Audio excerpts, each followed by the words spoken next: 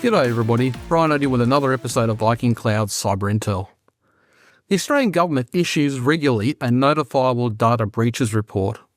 Under the Notifiable Data Breaches scheme, any organisation or agency the Privacy Act covers must notify affected individuals and the Office of Australian Information Commissioner when a data breach is likely to result in serious harm to an individual whose personal information is involved. The report provides some insight into areas that really need shoring up that are reflective of what's being seen globally. For example, the top sector for data breaches was health providers or health services providers, followed by the government.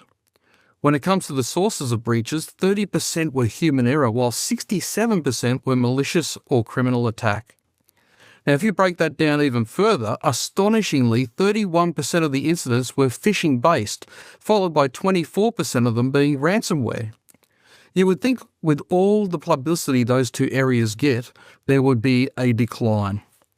When it comes to human errors, a whopping 62% was personal information being sent to the wrong recipient, or there was an unauthorised disclosure. The report went on to say when addressing human errors, individuals remain a significant threat to the strength of an entity's privacy practices. Entities need to mitigate the potential for individuals to intentionally or inadvertently contribute to the occurrence of data breaches. Another area that shone brightly in the report was extended supply chain risks. The report stated, the risk of outsourcing personal information handling to a third parties continues to be a prevalent issue.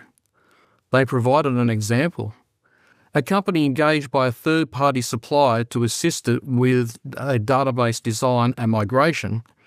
2 years following the database migration, the company became aware that data about its clients, including credit card information and government-issued identification numbers, was being sold on the dark web.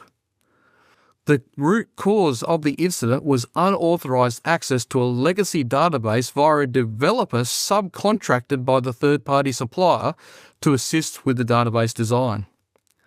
The company was advised that the developer had recently damaged their personal laptop whilst overseas and provided it to an overseas repairer for service. The audit logs indicated the legacy database was accessed using the developer's credentials when the laptop was being repaired. The company advised it had reviewed the third-party supplier policies prior to the engagement and confirmed the supplier's employees did not use their own devices. However, the company was not aware that the supplier had subcontracted design work to the developer. The moral of the story? Cover all your bases when outsourcing to third parties.